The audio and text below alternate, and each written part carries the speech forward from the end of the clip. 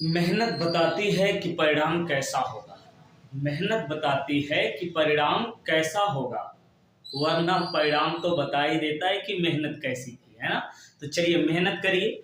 आज अब हम लोग पढ़ेंगे क्लास 12 के लिए बहुत ही इंपॉर्टेंट टॉपिक, संधारित्रों का समांतर क्रम संयोजन। तो चलिए बड़े आसानी से हम लोग आसानी से सीखते हैं। देखिए इसमें क्या करते हैं, देखिए ये तीन संधारित्र ले रहे हैं, इसी में हम आपको सारी चीजें समझा दे रहे हैं। ये तीन संधारित्र ले लिया हमने, ठीक है। तो समांतर क्रम संयोजन में करते क्या है कि प्रत्येक संधारित्र की पहली प्लेट को किसी एक बिंदु से जोड़ देते हैं। प्रत्येक संधारित्र की पहली प्लेट को किसी एक बिंदु से जोड़ देते हैं और प्रत्येक संधारित्र की दूसरी प्लेट को किसी दूसरे बिंदु से जोड़ देते हैं। ठीक, फिर इस पहले बिंदु को बैटरी के धन प्लेट से जोड़ते हैं, ऐसे लिख लीजिए, या पहले बिंदु को विद्युत स्रोत से जोड़ करके प्लस क्यू कूलम का आवेश देते हैं, ऐसे लिखिए। ठीक, जो अच्छा लगे आपको। और फिर और इस दूसरे बिंदु को बैटरी के ऋण प्लेट से जोड़ देते हैं। दूसरे बिंदु को क्या करते हैं, बैटरी के ऋण प्लेट से जोड़ देते हैं। ये हो गया।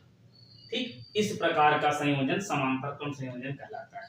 समझ में आया? चलिए तो अब देखेंगे, इसके बाद हम मानेंगे यहाँ पे कि क्या ये C1 C2 C3 धारिता के तीन संधारित्र मान लेते हैं। C1 C2 C3 धारिता के तीन संधारित्रों को V वोल्ट की बैटरी से जब जोड़ देते हैं तो इससे Q कूलम का आवेश होता है। ठीक है, Q कूलम का आवेश निकलता है और प्रत्येक संधारित्र की पहली प्लेट पर प्रेरण द्वारा Q1 plus Q2 plus Q3 coulomb का आवेश आ जाता है और प्रत्येक संधारित्र की दूसरी प्लेट पर क्रमशः माइनस Q1 माइनस Q2 और माइनस Q3 कूलम का आवेश आ जाता है और तीनों में एक समान विभव, तीनों संधारित्रों में एक समान विभव V होता है। ठीक, इतनी बात आप लिखेंगे। और यदि इनकी तुल्य धारिता C है, यदि इनकी तुल्य धारिता C है, इतनी बात आपको लिख देनी है। ठीक है, चलिए ठीक है। तो पहले लिखेंगे पहले संधारित्र में आवेश, यहाँ लिखेंगे क्या, पहले संधारित्र में आवेश, आवेश Q बराबर CV होता है ना। हम लिखेंगे पहले संधारित्र में आवेश, आवेश Q बराबर क्या होता है, C इंटू V। ठीक है, क्या होता है, C into V, C into ये हो गया। इसी प्रकार देखिए पहले में निकालेंगे, दूसरे में निकालेंगे, फिर तीसरे में निकालेंगे, तीनों में अलग अलग आवेश हम इस प्रकार से ज्ञात करके लिख लेंगे। ठीक,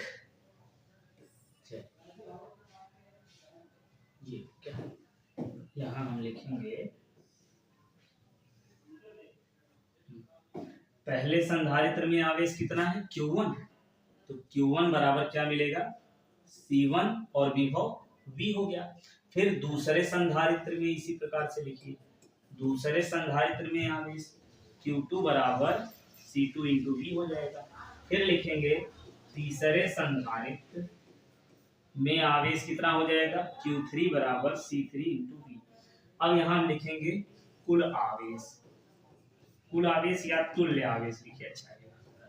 क्या लिखेंगे, तुल्य आवेश, मतलब जो आवेश तीनों में बटा है वह वाला आवेश कितना हो जाएगा, Q बराबर तुल्य धारिता C है और विभव तो V ही रहेगा, तुल्य आवेश बना हो गया। अब नीचे हम लिख लेते हैं कुल आवेश, क्या लिखेंगे, कुल आवेश कितना होगा, कुल आवेश Q बराबर Q1 plus Q2 plus Q3। अब मान रख दीजिए क्रम से ये वाला, तो Q की जगह CV लिखेंगे, C1 इंटू V लिखेंगे, C2 इंटू V लिखेंगे, है ना, और फिर C3 इंटू V लिखेंगे, CV, यहाँ से V कॉमन ले लीजिए और काट दीजिए, C1 plus C2 plus C3, ये V से V कट जाएगा भैया, क्या होगा, V से V कट जाएगा तो मिलेगा क्या, यहाँ से हमको प्राप्त होगा C बराबर C1 plus C2 plus C3। ये हो गई भाई तुल्य धारिता।